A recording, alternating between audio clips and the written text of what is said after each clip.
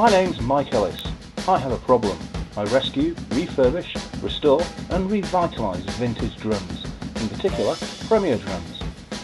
In this programme I'll share with you my adventures, ups and downs, ins and outs, triumphs and tragedies as I lavish some TLC on vintage British drums.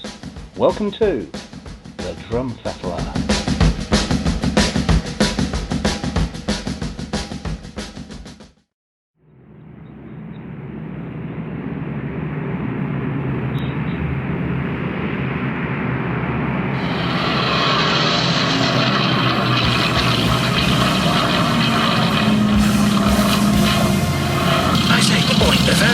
Hello, Plonker. Hello, Deirdre. Where's Snotrag? Morning, Cuthbert. Dibble. Grub, Your Majesty. Righto, Robbers. I'll see you in the mess hall. Yes, I've just got to get myself sorted out. Just decided to take the old crate up, take her up topside, blow the tubes through. Oh, what spiffing jolly good fun that was, I can tell you. And, ooh, what's this? It's a top-secret letter to Flight Lieutenant Spunky Balzac. That's me. I wonder what it could be.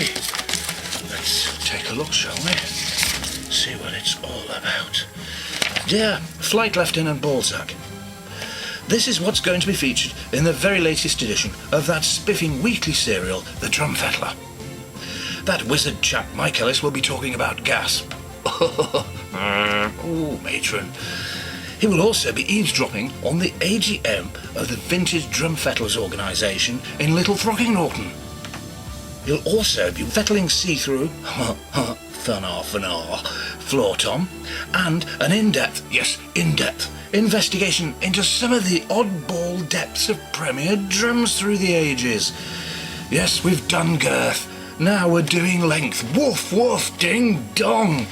Bring me my jumbo-sized tin of Wilkinson's No. 7 aviation grease. Oh, where were we? Please turn over. This is absolutely tip-top secret and is not to be read out aloud. Tally-ho.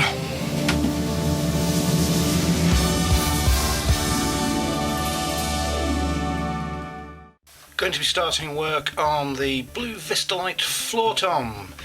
Got the parts have arrived, the aim and lugs and the leg mount, so that can be done. First thing to do, I need to get rid of that badge, then give it a good old polish like we did with the bass drum. This one doesn't seem to be too bad actually. There's not much in the way of surface scratches, so that should be a fairly straightforward job, and that should be finished fairly soon. See you later. Now, as I'm sure you're well aware, most drummers, particularly those of the vintage drum fraternity, have gas. Yes, very funny. No, not that sort of gas. Well, they have that gas as well, yes, but gas, G-A-S, gear acquisition syndrome, and I'm as guilty as the next man or woman. As you may remember, in the last edition of the Drum Fettler, I went on a rescue mission to save some drum parts, bits and bobs and everything. And now I have the task of finding somewhere to put it in the workshop. No matter how big your workshop is, or your man cave, or your fettling forum, or whatever you care to call it, doesn't matter how big it is, you still manage to fill it up. So I don't know what I'm going to do. And as you know, I will never throw anything away. It all has to be kept. It's all too valuable, it's all too precious. You never know when you're going to need it. So, the question is, how do we solve this problem?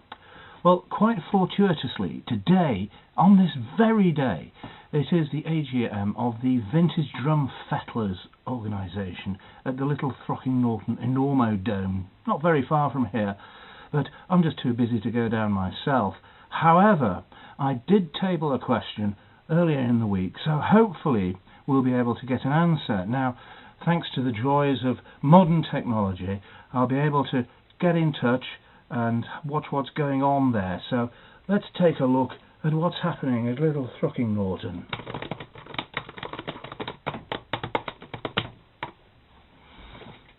I was calling come to the attention of the committee that there have been a number of instances where original parts have not been used when restoring certain parts of vintage drums. The delegation from the affiliated Custom Drum Builders Association expressed their concern that if new retrofit parts would not be allowed under Rule 54, Section 3, Subsection 7b, Paragraph 4, then they would have no choice but to enforce retribution against the committee. Well, perhaps we'll come back to that a bit later. They obviously haven't got to my question, saving the best till last, so I'll just go and see if I can move some things around and see if I can make some space.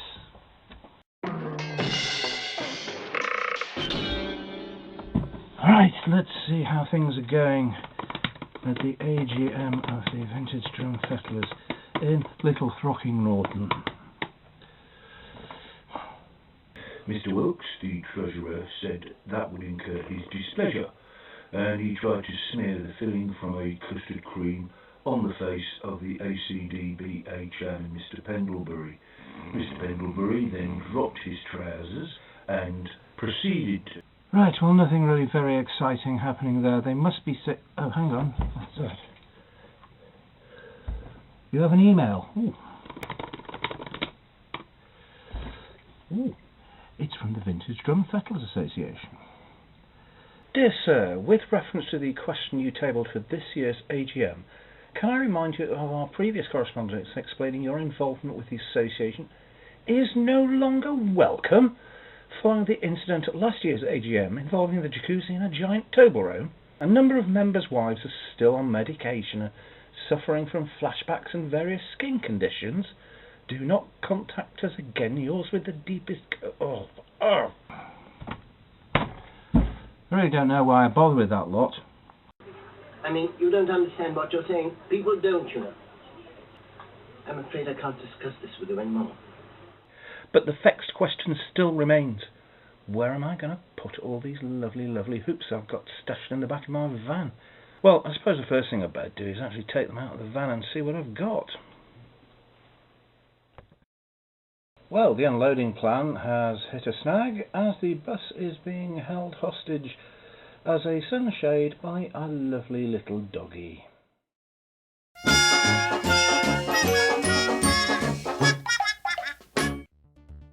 So, same routine as the bass drum for the floor tom. We're going to be fitting Heyman lugs. We've got the longer screws, still got plenty of those left, and the wider washers onto which the original washers will go, just to help with the loading spread. Badge gone. New vent. Before. After. Before. After. Before. After. Before. After. Before. After. Before.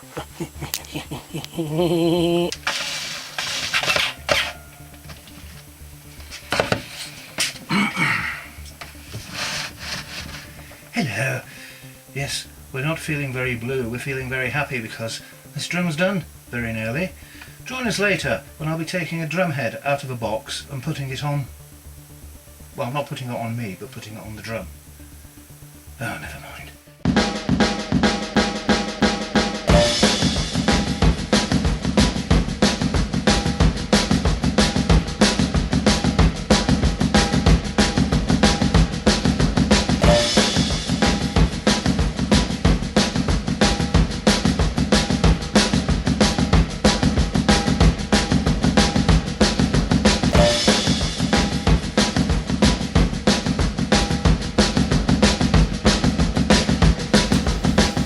All the hoops in. Now how am I going to fit them in? I'm not entirely sure I'm going to fit this lot onto these shelves. I managed to clear some space by rearranging a few bits. The first thing to do is do a stock check, count them all up, find out what I've got, and then find somewhere for them to live. Well, I managed to cram them all in nice and neatly, and in size order mostly, just a few odd ones down the bottom. If you need a hoop, you know where to come. Remember that tom arm I made? The one, the 389 dagger that went into the, and then we put a thing, you know, the one for the cymbal arm in the last episode. This. Yes, of course you do. Well, it's now at home and it's now functioning in the drum and working perfectly, like this. I love it when a plan works out. Great hardware ideas. I'm your man.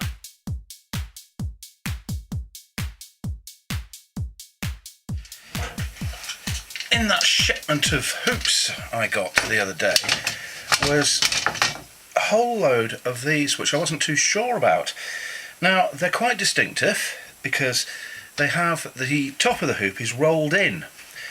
Now at first I thought Slingerland, must be Slingerland, but then I did a little bit of research and they could be Trixon. Now some of them are fairly flimsy, well they feel a bit thin, and those feel a bit thicker.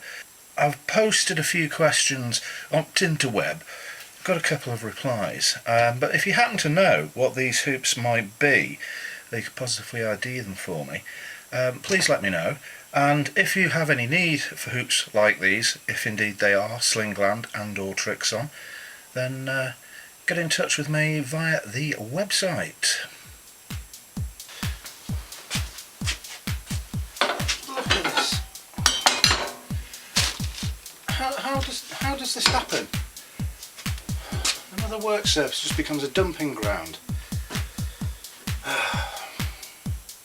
When I find out who's responsible for this, I'll be giving myself a really good talking to. I won't stand for any more of this sort of slapdash behaviour and untidiness from me.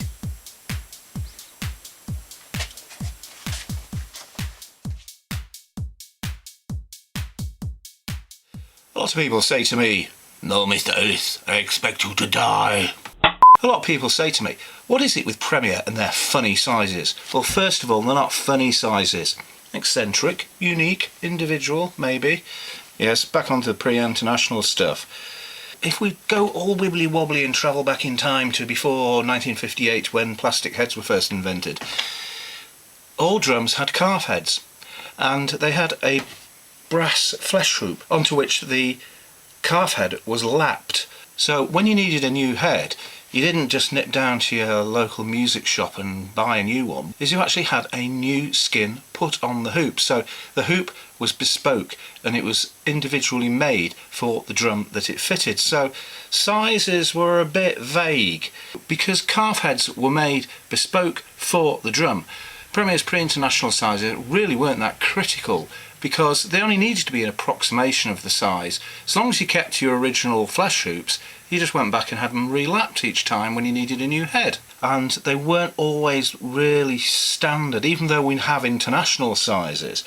And this carried on for a long time because I think I'm right in saying that Gretsch drums were a pretty tight fit. I mean, tighter than a gnat's chuff. And when I say tighter than a gnat's chuff, I mean tighter than a gnat has been out on the lash the night before and on the way home he's decided to have a really dodgy kebab from a dodgy kebab van with plenty of extra hot chilli sauce.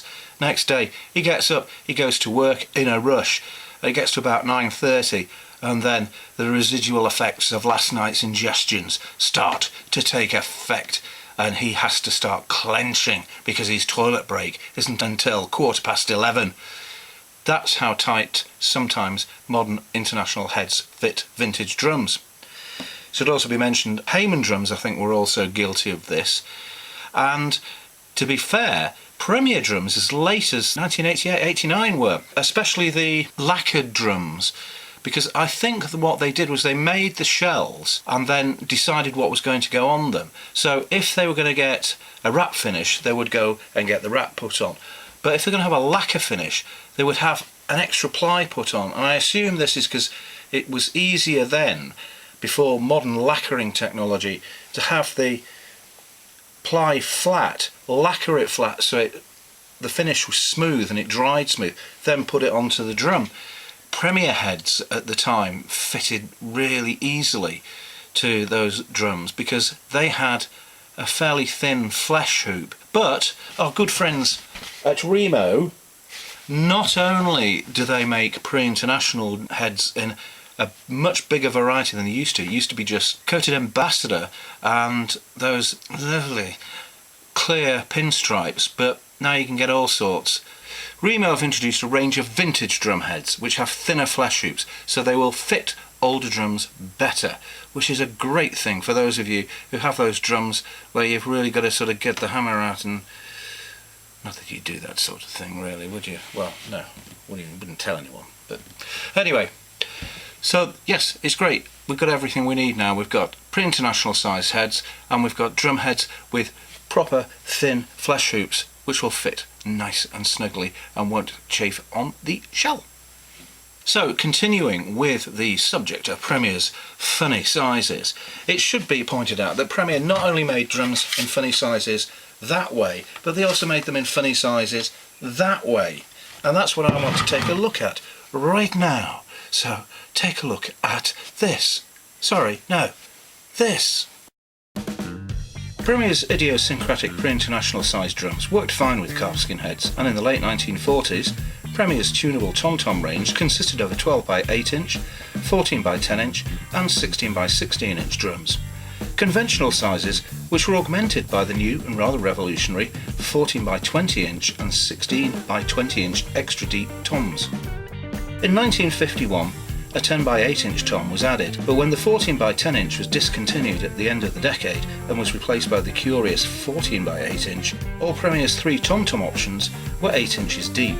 The 10 inch tom had disappeared by 1962, but a more modestly proportioned 14x14 inch floor tom had joined the ranks. During the 1970s, more conventional sizes were gradually introduced, including the long overdue 13x9 inch, and by 1980, the 14x8 inch and the 16x20 inch had been delisted. Premier's method of measuring bass drum depths was, unsurprisingly, also unique, inasmuch they included the hoops in the overall depth. So, a drum many would regard as 14 inches deep was listed as 17 inches, and the 12-inch deep drums were listed as 15 inches deep, which must have caused some confusion when ordering a kit. The company eventually admitted defeat and capitulated to conformity in the late 70s and listed the actual bass drum shell depth in the same way other manufacturers have been doing all along. That's the leg mounts fitted, all looking rather spick and span and lovely. Now, an interesting thing that struck me, I thought I'd mention, you're obviously aware that these are Hayman lugs on here. Towards the end of production of Hayman drums in the 70s, they ran out of their regular lugs with just the one hole at the end, and all they had left was snare drum lugs, which were the same thing basically, but a hole there and a hole there, and 2 swivel nuts. And they were using these up on toms, but what they did was they put a little rubber bung in the redundant hole so things looked neat and tidy. Now, if you ever need some of those bungs, I've got them in stock. You can check it out at the website here. Come in a packet of 20 and they fit perfectly and look just like the real thing. There, isn't that better? Nice and tidy. Well, tidier. Yes, got rid of all the stuff, but nearly got my work surface back. Oh, and these hoops I was telling you about earlier, wondering what they were. I know what they are now. They are Trixon. A very good friend of mine ID'd them for me, and what's more, they're going to go and live with him. So you can ignore that bit before about wanting ID and information on them. You don't need to bother, so you can stop writing in if indeed you are. But thank you anyway. On reflection, it probably would have been better not to have that bit in before at all. We could have just edited it out, wouldn't we? But no, that's far too sensible, and we really don't want anything like that going on round here, do we? No, of course not. I mean, what a ridiculous idea. The hoop and the head for the Vistalite floor tom have arrived. Yeah, the hoop needs a good clean. We'll get polishing.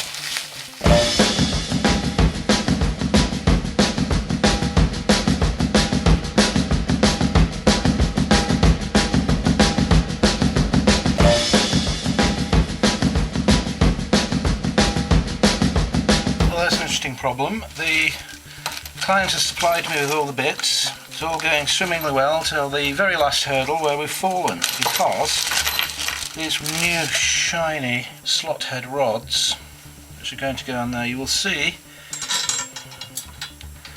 are just a little bit too short. But other than that, the drum is done. It's looking very nice. We just don't know what it's going to sound like yet. Maybe next time.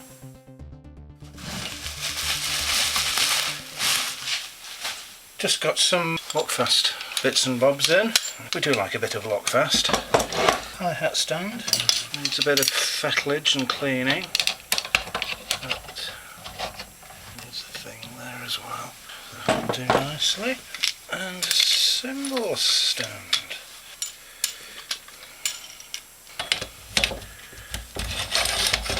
Excellent. Okay, well, we'll get cleaning those up before too long.